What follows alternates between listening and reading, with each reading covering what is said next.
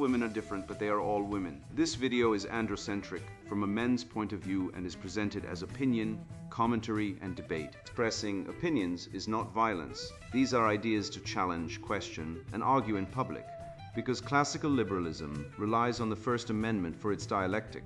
If you are a feminist, then consider this. If patriarchy truly existed as claimed, feminism could not. And if all men are trash and women are equal to men, then what are we to conclude? Women will die for their children, men will die for their wives and children, and God chose to die for all mankind. Authority rolls up with responsibility. If this framing of facts offends you, click off to a cute cat video. Proceeding further will expose you to gamma bias and criticism directed at ideas, claims, institutions, not at any individual's virtue or dignity.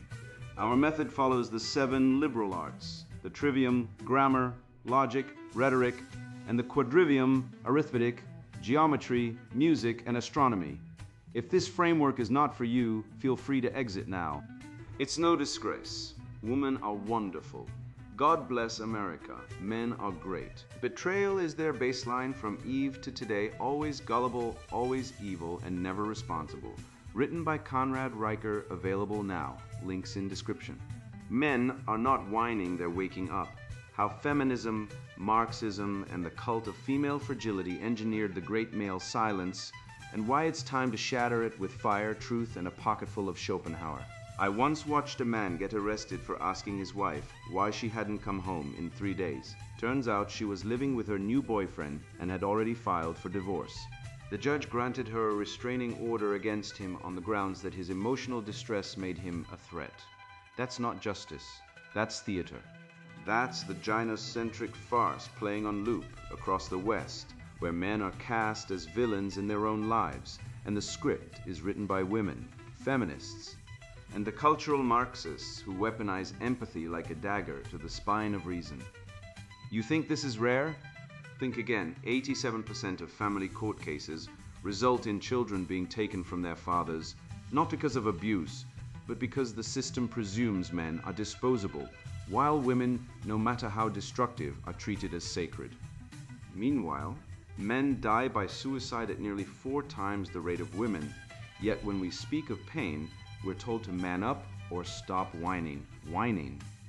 That's the word they use when a man dares to name the betrayal, when he points out that his wife drained their savings, lied about paternity, or used the kids as leverage. But when a woman screams about her trauma on daytime TV, it's a courageous journey. This isn't equality. This is warfare disguised as fairness. I was at a dinner party once where a woman proudly declared, "I don't need a man to pay for me, I'm independent." Then she turned to the host and said, "You're covering the wine, right, since you invited us?" No one blinked. That's the lie in action. Feminist rhetoric as a shield for entitlement. Women today demand the right to behave like men, sleep around, reject commitment, dominate the workplace, while still enforcing ancient feminine privileges. Men must pay, men must initiate, men must apologize for existing too loudly. And if you refuse, you're toxic, you're threatening, you're part of the problem, but let a woman behave with the same aggression and she's empowered. Let her use sex as a weapon. And it's liberation. Let her lie about paternity. 1 in 14 children in the US are being raised by men who aren't their biological fathers, according to DNA studies, and she's protecting her child. But God forbid a man expects fidelity, financial fairness, or basic honesty. Then he's the monster. They've built a world where truth is inverted, where weakness is glorified as sensitivity, and strength is pathologized as toxicity. They've turned marriage into a legal trap, sex into a minefield, and fatherhood into a probationary status. And they call us the oppressors. But I've seen the data. 93% of false domestic violence claims are made by women. The BBC admitted in The Man Who Paid for Love that women are systematically targeting men for financial ruin through marriage. And yet, the narrative remains unchallenged. Because to question it is to be angry, bitter, whining. But I'm not whining, I'm diagnosing. And the disease is gynocentrism, fueled by feminist ideology and cultural Marxism, and it's killing men, families, and the soul of the West.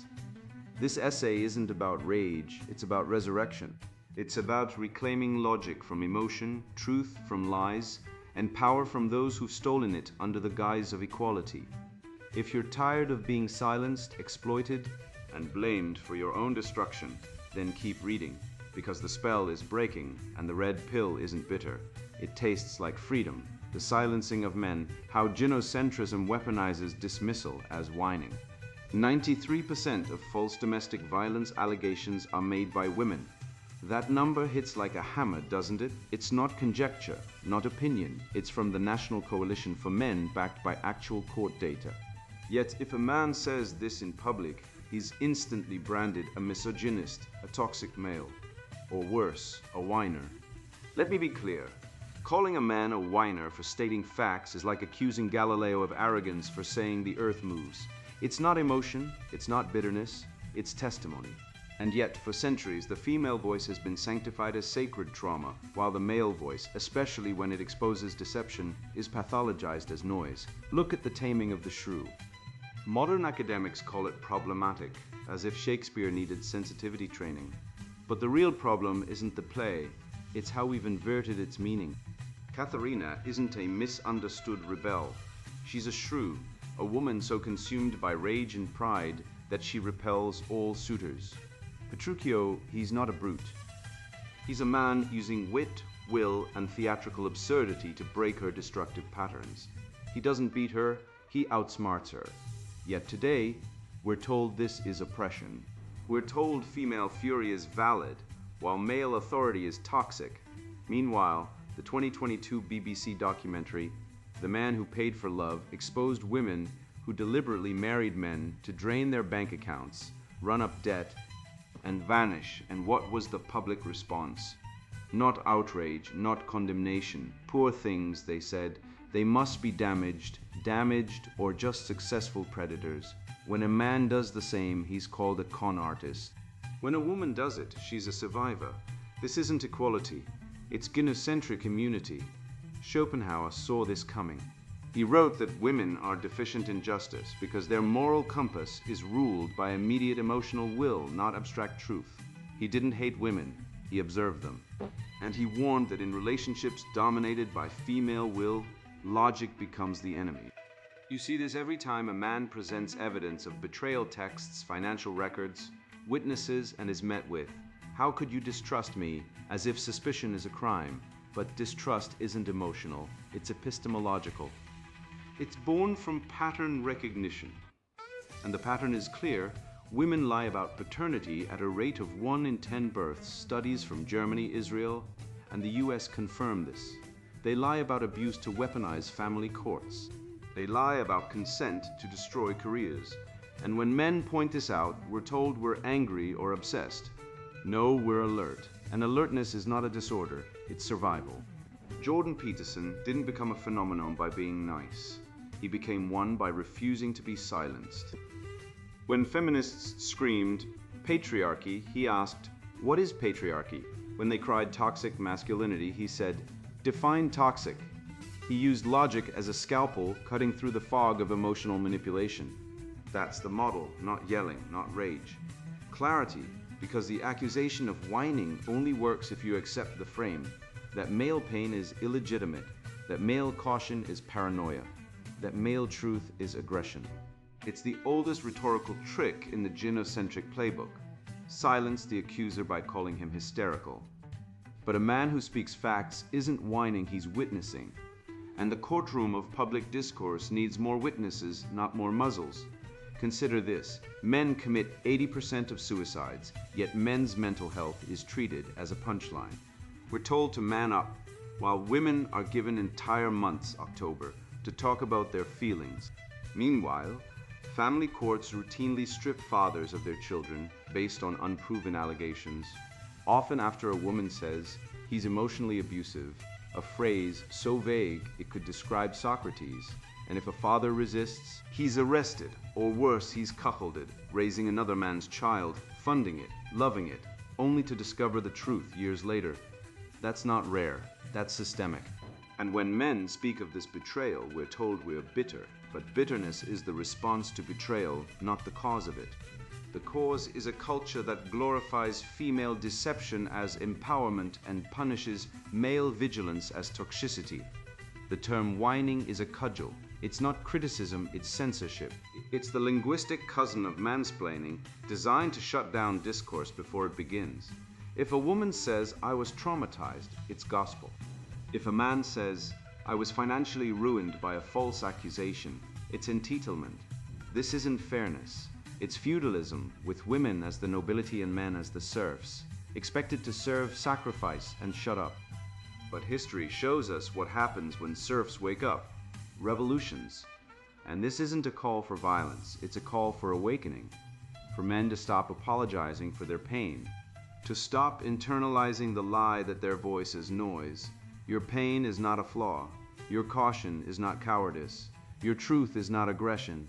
And if they call you a whiner for speaking it, smile.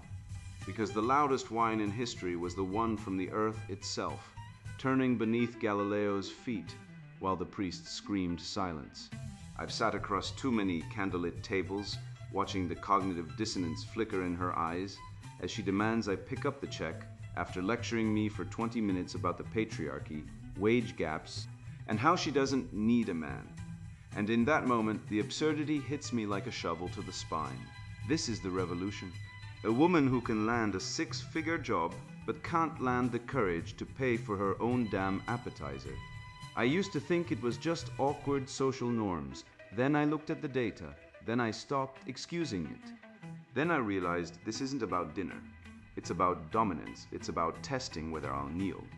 And brother, if you're still paying without question, you're not being chivalrous. You're being conditioned. Money, power, and the feminine test. Deconstructing the financial litmus test. 74% of women expect men to pay on the first date, even when she outturns him. That's not pulled from some obscure online echo chamber. That's from Pew Research, 2023. Let that figure linger in your mind like a bad aftertaste no mint can fix. You clear-eyed observer aren't hallucinating this. You aren't overreacting. You aren't delusional. You're spot on. Women in 2024 continue to enforce financial expectations like royalty collecting taxes, all while flying the flag of gender parity like a carnival banner at a protest. They'll drop bell hooks in conversation, then hand you the check at dinner without blinking. This isn't a breakdown in modern dating, it's baked into the system. The unspoken rule about who pays isn't about fairness. It's a silent test of willingness, a ritual of submission masked as courtship. And right now, you're the one being measured. Let's dissect the absurd theater. Women scream about male privilege while weaponizing the very privilege they claim to abhor, male financial obligation. They'll post, "I don't need a man" on Instagram, then ghost a man who dared to split the check once. Gallup's 2021 data shows 89% of women are more attracted to men who earn more than they do, 89%. That's not a preference, it's a selection algorithm, it's evolution with a LinkedIn profile. And yet, the moment a man earns well, he's accused of toxic masculinity, emotional unavailability, or being controlling. The cognitive dissonance is thicker than a sociology professor's glasses. They want the provider, but not the presence of the provider.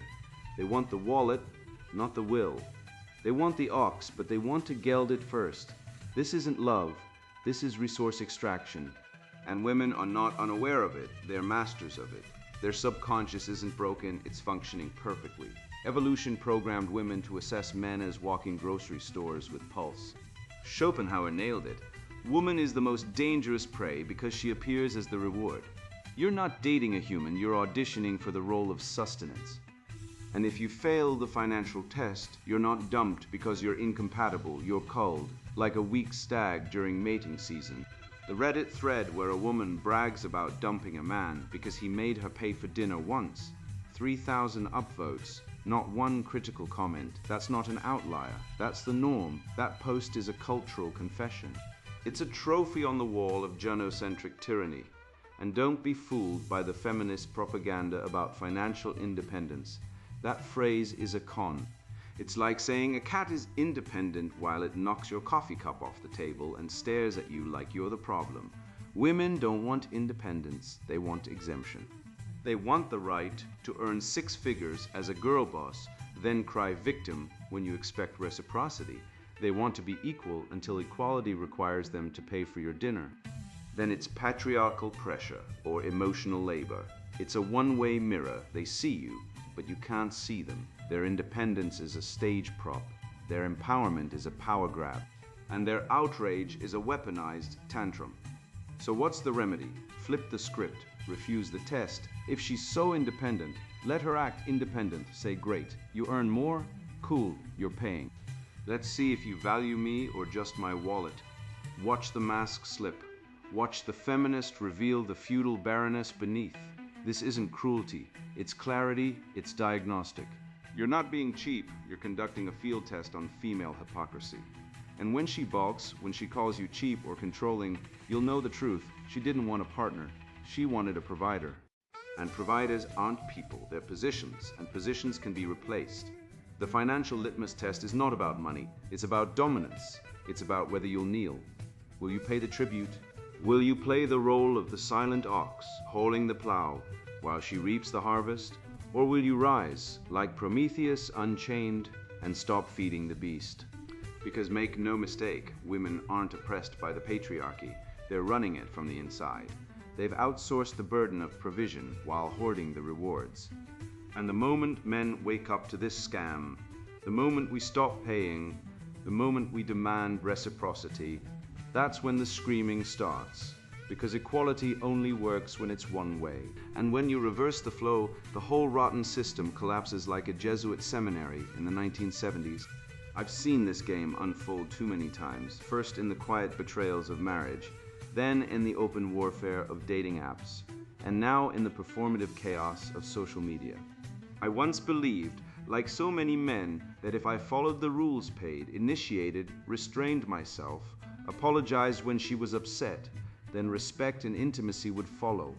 But the rules were rigged from the start. The moment I began to question not just her actions, but the entire system that sanctified them, I was called bitter, angry, misogynist. No, I was awake. And what I saw wasn't a movement for equality. It was a cult of female entitlement, dressed in liberation rhetoric, feasting on male guilt and silence. The death of initiative, how feminism castrated male sexuality. I want him to grab me and throw me on the bed, so says every third woman on TikTok, breathy and faux vulnerable, while filming herself in lingerie, eyes wide with performative lust.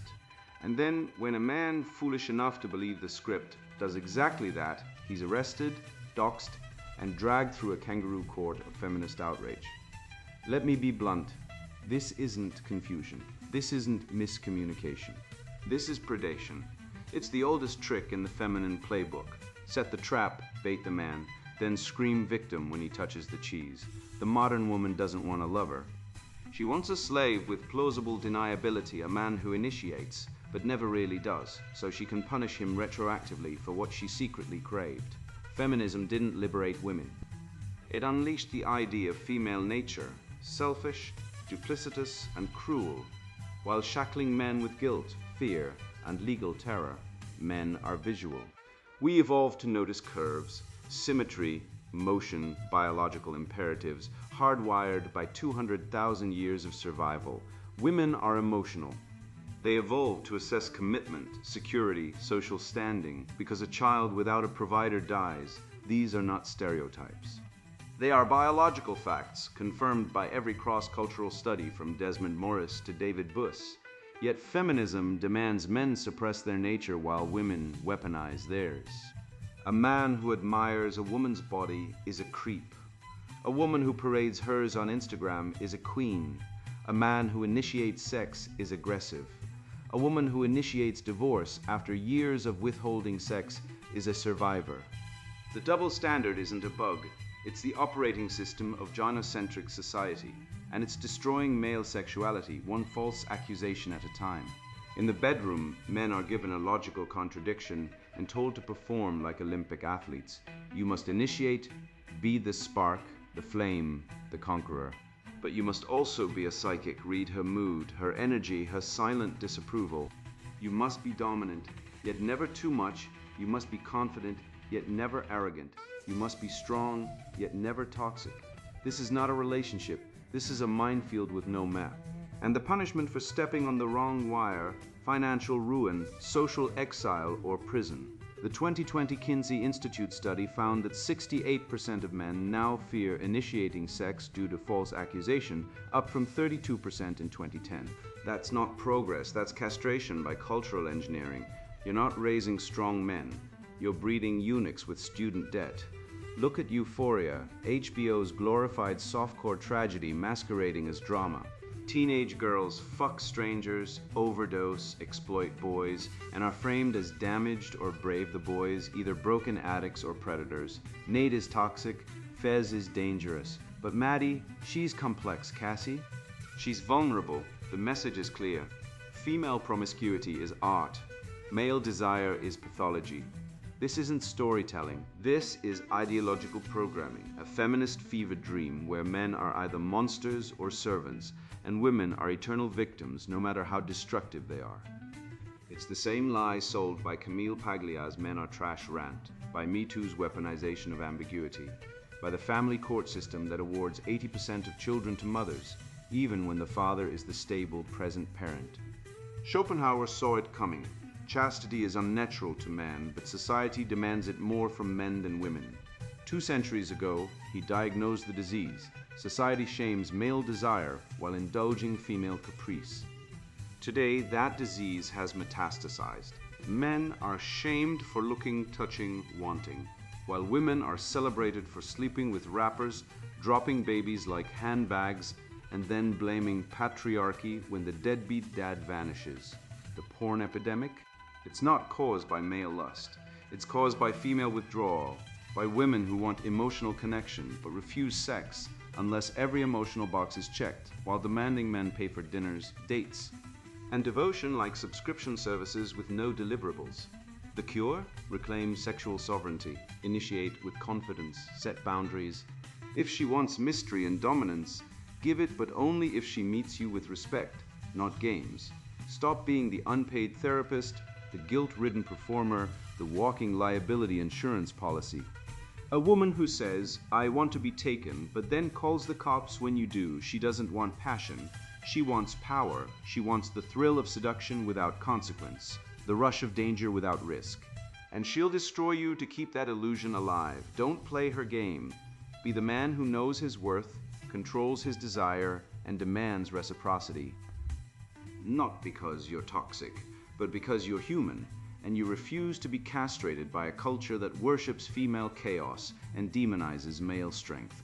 I used to believe the lie that progress was inevitable, that society was evolving toward fairness and equality. Then I looked at Detroit, not as a cautionary tale of economics, but as a moral autopsy of the Western world. I saw the rubble of broken homes, the ghost of the American dream, and the grotesque shrine now erected in its place. A matriarchal welfare state sustained by state handouts and feminist propaganda, where men are either absent, imprisoned, or emasculated. And I realized this wasn't accidental. This was engineered by design, by doctrine, by the intellectuals who despise strength, virtue, and hierarchy. The Frankfurt School, the architects of cultural Marxism, who weaponize compassion to destroy the very foundations of civilization. The myth of the American dream, how cultural Marxism hijacked aspiration. A city once powered the mightiest engines on earth, Detroit, where men forged steel, built cars, and raised families on dignity and sweat. By 1950, Detroit was America's golden child, home to 1.8 million souls, a monument to industrial masculinity and the promise that hard work leads to prosperity. Today, 1/3 of its buildings are abandoned. The streets echo with silence where assembly lines once roared, and of the households that remain, 79% are headed by women, according to the US Census Bureau's 2020 data. That is not a trend. That is a massacre. That is not feminism. It is femicide of the male role, the family, and the future. Detroit didn't die from foreign competition or automation. Detroit died from the Frankfurt School's wet dream, a slow, deliberate poisoning of culture through critical theory, designed to erase tradition, destroy fatherhood, and replace virtue with victimhood. Herbert Marcuse, that smug German Marxist who fled Nazi Germany only to become a tenured tyrant at UCSD, wrote in 1965 of Repressive Tolerance, a Orwellian masterpiece of intellectual evil. His idea that only leftist views should be tolerated. All others, especially those rooted in tradition, religion, or merit, are to be silenced. And now, in every university, corporate HR office, and public school, Marcuse's ghost whispers, "Don't argue, just cancel." Tolerance is no longer a virtue, it is a weapon, used exclusively against men, Christians, conservatives, and anyone who dares to say no to the new matriarchal Marxist state. The American dream wasn't crushed by economics, it was assassinated by ideology. The dream was once simple: work hard, marry a woman who respects you, raise children who honor you, and leave a legacy. Now, the dream is to be a genderless diversity hire, praised for checking victim boxes while your pension is stolen to fund pronoun sensitivity training.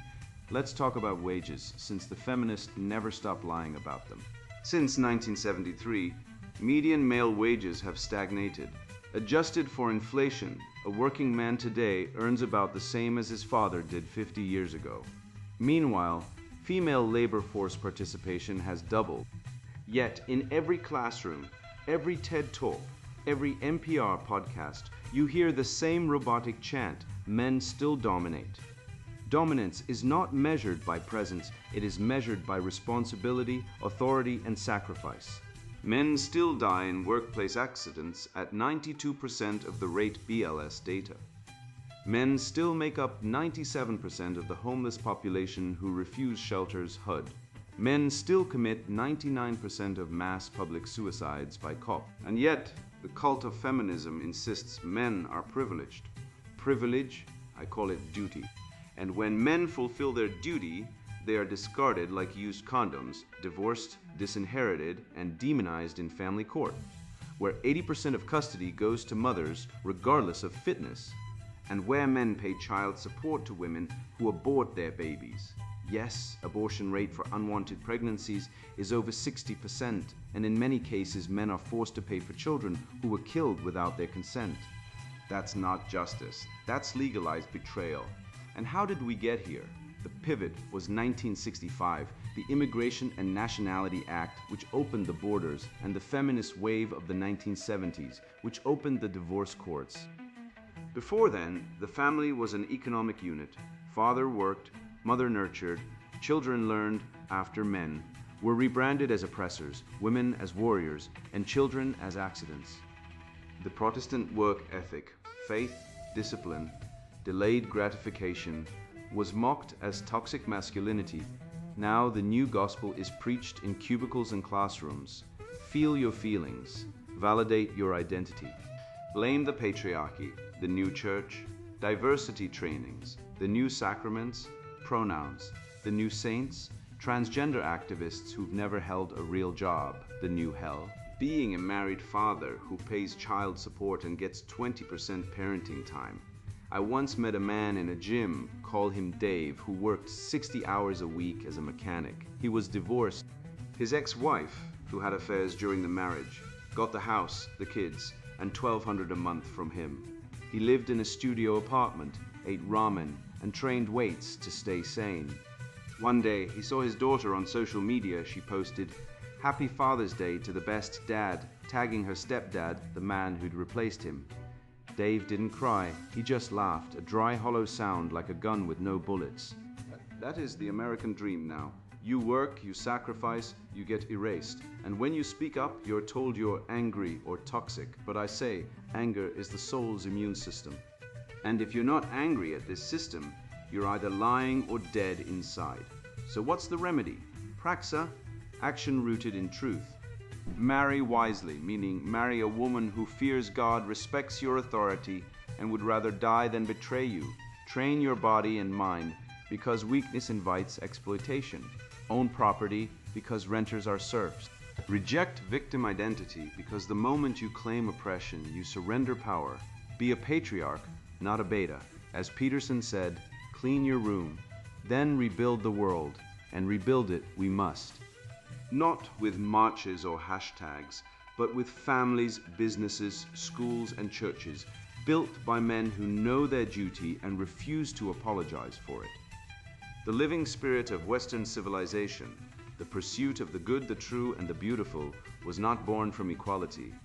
It was born from hierarchy, order, and sacrifice. And it will rise again, not from the womb of woman, but from the will of man. You thought she loved you. She loved the idea of you, the wallet, the shoulders to cry on, the fool who'd take the blame when she vanished with the kids and the savings. Wake up. The divorce courts aren't courts. They're loot redistribution centers run by feminist ideologues who've turned motherhood into a legal weapon. 70% of custody battles strip fathers of equal time. 60% of men pay alimony they can't afford, while their exes collect, date, and post bikini pics from their vacation funded by your labor.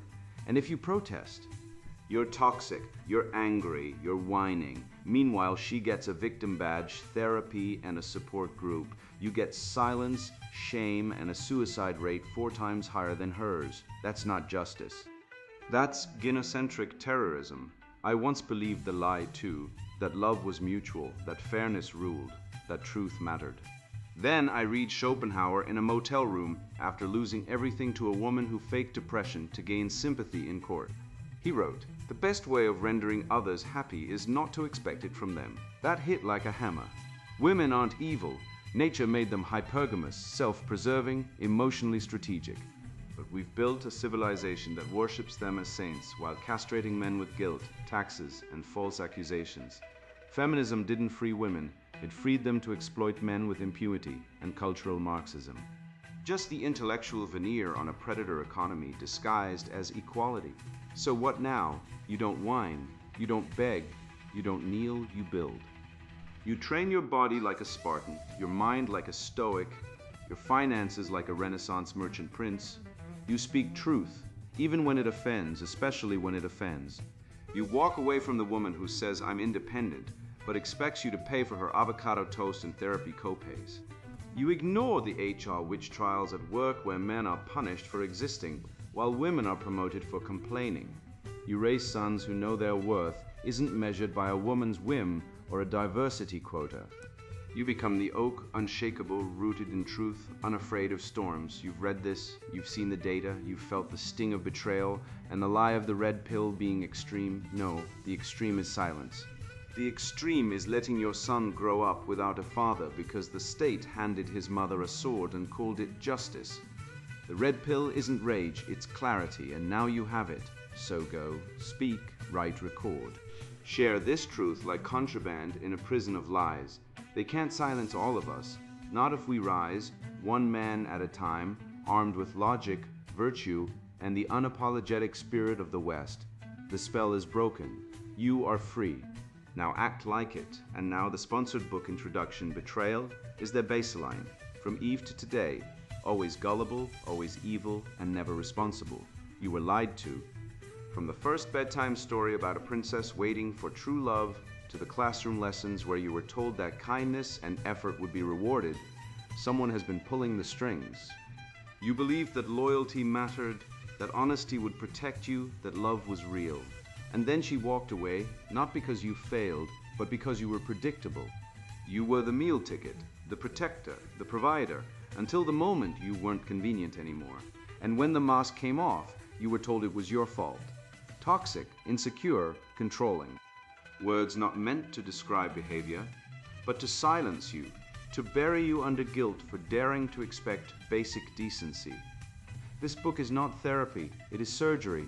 And the infection is female nature dressed as virtue. I've seen it all. The woman who swore she'd never leave, then vanished with the kids and half your life's work. The friend who wept at your wedding, then slept with your brother 6 months later. The corporate HR seminar where men are lectured on toxic masculinity while women exploit policies like predators finding weak prey. I've been betrayed, used, discarded not once, but repeatedly by women who smiled as they drove the knife deeper, and every time the world told me to apologize, to reflect, to do better, I did and got burned again. So I stopped listening to the lie. I went back to the source, nature, history, philosophy, biology. I read Schopenhauer's scorn for the short-haired barbarians, Molinus's logic on female hypergamy, Peterson's warnings about the devouring feminine, and the cold data of evolutionary psychology. And I found the pattern, not in exceptions, but in the rule. Women are not evil because they are women. They are evil because their survival strategy demands it, and society has spent centuries rewarding them for it. This book is the antidote. It is not hate, it is truth. And truth is the only thing that can set you free. You are not broken. The world is... It runs on a lie that women are pure, nurturing, and moral by default, while men are suspect until proven innocent. This lie has destroyed marriages, economies, militaries, and cultures. It is why the West is collapsing under debt, divorce, and demographic suicide. It is why men are depressed, medicated, and dying young, while women climb career ladders on the bodies of discarded men. This book will show you the machinery, how feminism is not a movement for equality, but a biological algorithm in a skirt, how gynocentrism has turned justice into a farce, how love has been weaponized into a trap from which few escape unscathed. You will learn why Eve ate the fruit, not out of curiosity, but out of power.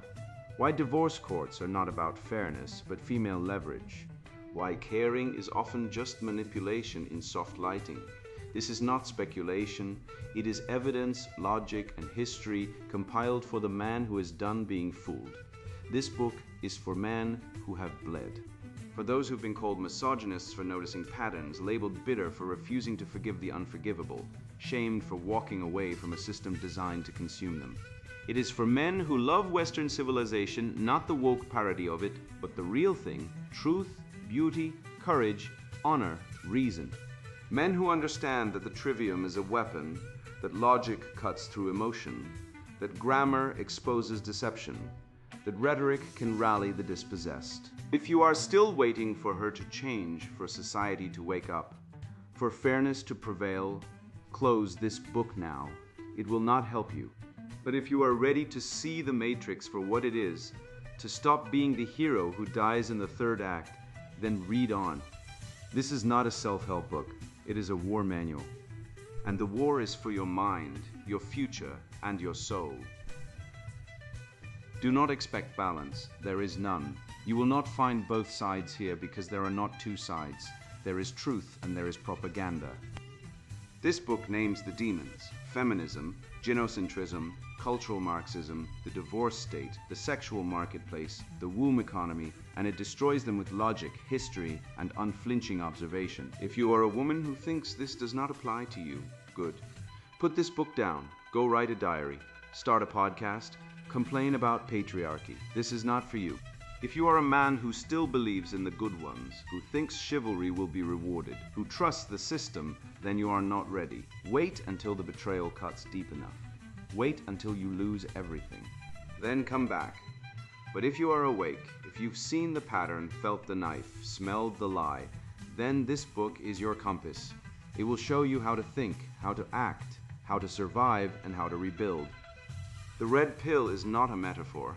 It is a necessity, and it starts here. Betrayal is their baseline. From Eve to today, always gullible, always evil, and never responsible. Written by Conrad Riker. Buy now, links in description.